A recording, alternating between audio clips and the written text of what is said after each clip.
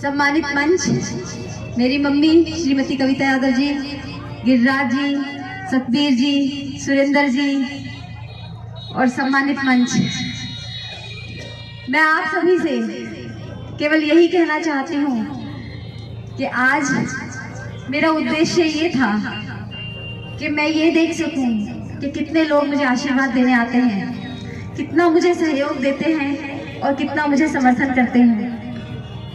आज हमारे कार्यालय का उद्घाटन है, 25 तारीख को वोट पड़ेंगी और मैं उस एएसपी पार्टी से खड़ी हो रही हूँ। मैंने अपना नामांकन भरा है आजाद समाज पार्टी से। आजाद समाज पार्टी और राष्ट्रीय लोकतांत्रिक पार्टी का गठबंधन हुआ है, जिसके दिग्गज नेता, दोनों ही दिग्गज नेता श्री हनुमान बेनीवाल जी और चंद्रशेखर आजाद जी, दोनों ही दलितों के लिए, किसानों के लिए, महिलाओं के लिए, युवाओं के लिए और मजदूर वर्ग के लिए काम करना चाहते हैं, उनका उत्थान करना चाहते हैं। इस बार वाकई में राजस्थान में रिवाज बदलेगा। जो 5-5 साल का रिवाज बना हुआ है, कभी कांग्रेस और कभी बीजेपी, ये बड़ी बड़ी पार्टियों ने बहुत राज कर लिया। अब बारी जनता की है, अब बारी लोकतंत्र की है और अब हमारा राजस्थान, हमारा प्रदेश संविधान के हिसाब से चलेगा, ना कि बड़ी बड़ी पार्टियों के हिसाब से। आप खुद जानते हैं कि जब बड़ी पार्टी का आदमी टिकट लेकर आता है तो बड़े बड़े जुमले फेंकता है, कहता है कि मैं 13 वर्षों से संघर्ष कर रहा हूँ। अरे भाई, तुम 13 सालों से संघर्ष कर रहे हो, 13 सालों में 13 काम तो गिनवाओ कि 13 सालों में तुमने क्या काम करवाए हैं।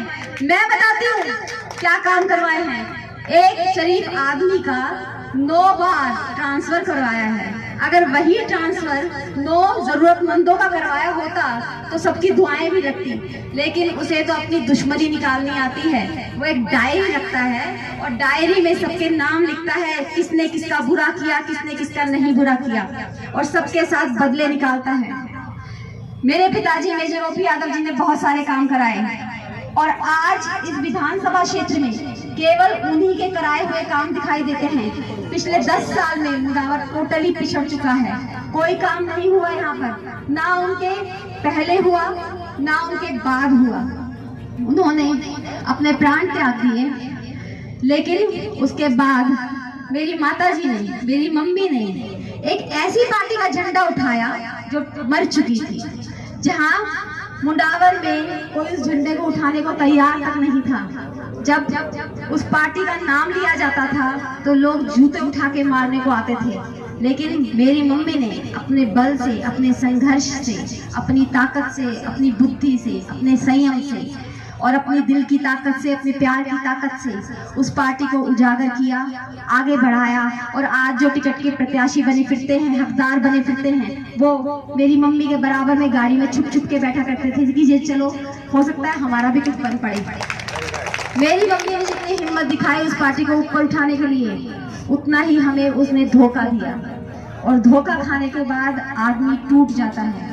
लेकिन हम टूटे नहीं हैं, हम नए इरादे, नए जोश के साथ आपके पास आए हैं, आपके सामने आए हैं। हमारे जो दिग्गज नेता हैं, दोनों दिग्गज नेता जनता की सरकार लाना चाहते हैं, एक लोकतंत्र लाना चाहते हैं और मैं अपने कार्यकर्ताओं से, चाहे वो आजाद समाज पार्टी की हो, चाहे राष्ट्रीय लोकतांत्रिक पार्टी के हों, मैं उनका उत्साह वर्जित करती हूँ और उनका उत्साह वर्जित करते हुए ये कहना चाहती हूँ कि अगर हम मिलकर काम करेंगे तो हम नई सरकार बना पाएंगे। अगर हम मिलकर काम करेंगे तो मजदूरों का उत्थान कर पाएंगे, गरीबों का उत्थान कर पाएंगे। खुद का यहाँ पर कब्जा कर लिया तो यहाँ पर कुछ नहीं हो पाएगा।